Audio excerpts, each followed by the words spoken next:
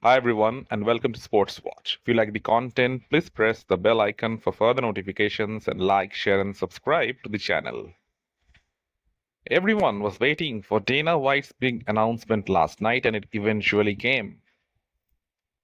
At UFC 321, Tom Aspinall, the new undisputed heavyweight champion of the world, will be defending his crown versus Cyril Gane at Abu Dhabi.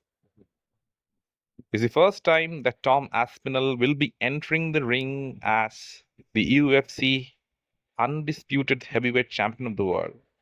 Since John Jones has retired, Aspinall became the full-time champion. And once again, this is his first title defense, so as to say. Tom Aspinall has been waiting for Jones for over a year, and this inactivity might cost him. Because in the heavyweight division, one punch can change everything. Aspinall has been one of the most active heavyweights in the division. But this waiting for John Jones cost him nearly 1 year of his career. He had last fought at UFC 304, that was in June 2024. So it would be over a year and 4 months when he will get in the octagon again. His opponent is one of Jones's leftovers, Cyril Gane.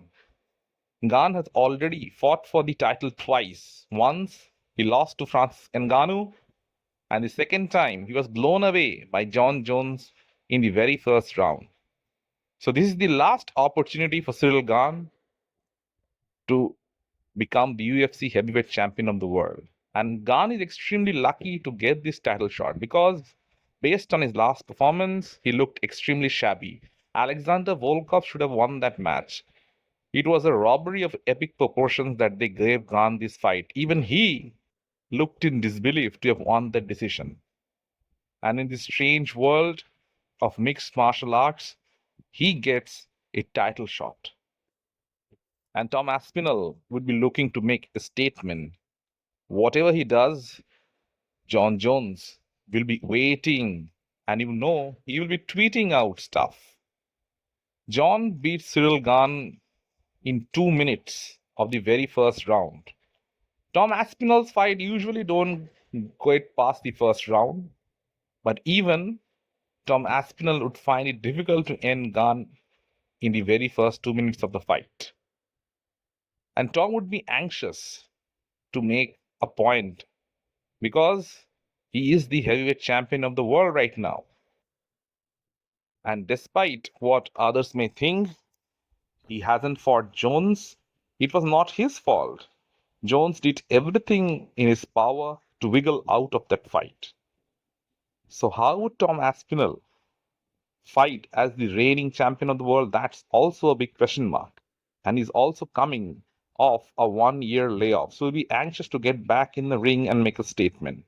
It's a good fight, and Cyril Gane is the perfect opponent for Aspinall to get back into the ring. He is a kickboxer and someone with very little wrestling experience, as Jones showed in their fight, that once he gets taken down, he's all at sea. The speed of Tom Aspinall will give Cyril all kinds of problems, but Aspinall should look to wrestle with him because Cyril is definitely the better striker. His experience in the kickboxing realm would give him the advantage in that. And he would be looking to counter every time Aspinall lunges in. So the better thing for Aspinall to do would be to go for the takedown, take Gane to the ground, and submit him or land heavy ground and pound of him. That would be the easiest route to victory. Even Cyril Gane knows it. His kryptonite is his wrestling. And after the Jones fight, he would have worked his heart off to become a better grappler. But grappling is not something that you learn overnight. And Cyril must have spent a significant portion of his camp to improve his wrestling, preparing for Tom Aspinall. So that's a huge fight. Also, the fight which got announced was the main event of UFC 320. Magomed Ankalaev will be defending his light heavyweight crown versus Alex Pereira. It's a rematch.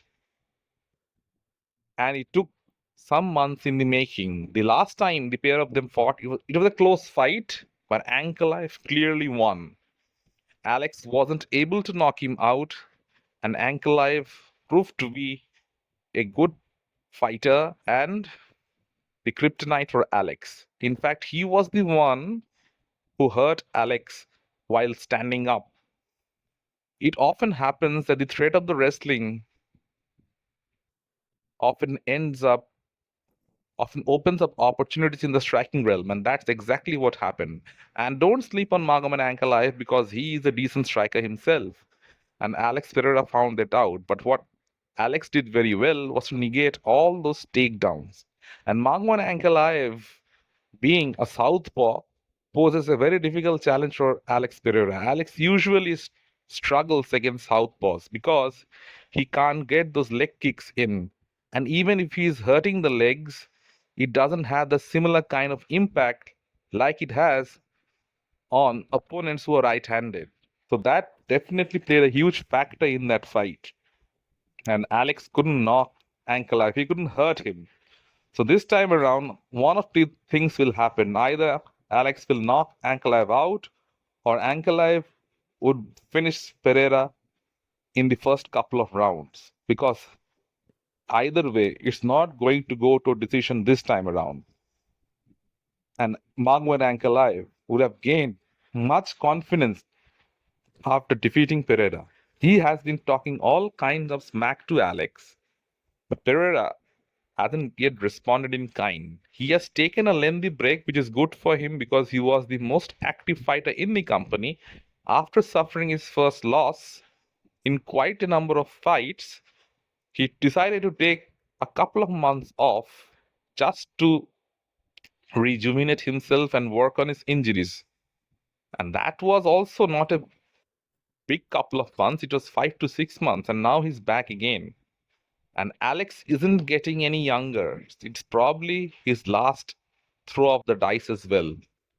If Alex Pereira is to win, he has to hurt Ankalaev in the beginning of the fight because as the fight will go on, Ankalaev will get stronger and stronger. Don't be surprised if Ankalaev grapples with him this time around, takes him down and submits him. But Pereira would be aware of that.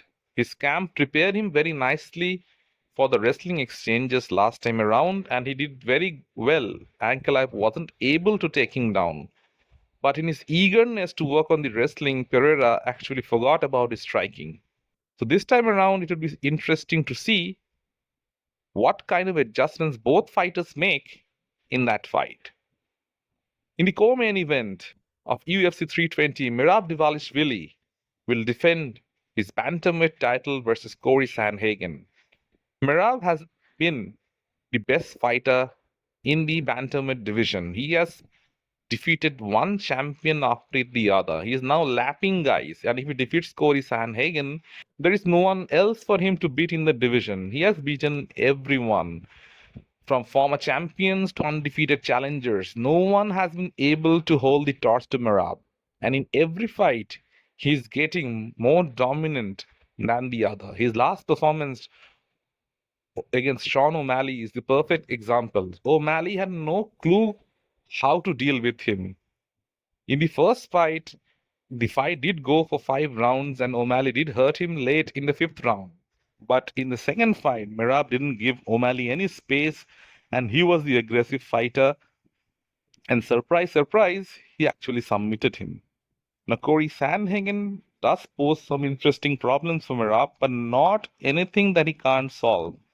Once again, it's the wrestling, it's the cardio, it's the non-stop pressure of Merab that will be his greatest asset in this fight as well. Cory Sandhagen fought Umar Nurmagomedov and lost, but it was a great experience for him to fight a very good grappler in Umar. Sandhagen had its moments in the fight, but he clearly lost that fight. He can bring in that experience to his fight against Merab. If he has to win, he has to knock Merab out because he can't win over 5 rounds against a dominant wrestler and grappler like Merab. He only gets stronger as the fight progresses. His cardio is probably the best in the UFC history. So Cory Sandhagen has an uphill task ahead of him, and Merab Dvalishvili is a non-stop juggernaut at this point of time. He is probably the top three pound for pound fighter in the world right now, and he is steamrolling everyone that he faces. And if he were to defeat Cory Sandhagen, which is a huge possibility, then the only option left for him is probably to jump up to 145 pounds and look for a second belt because he will be running out of challengers.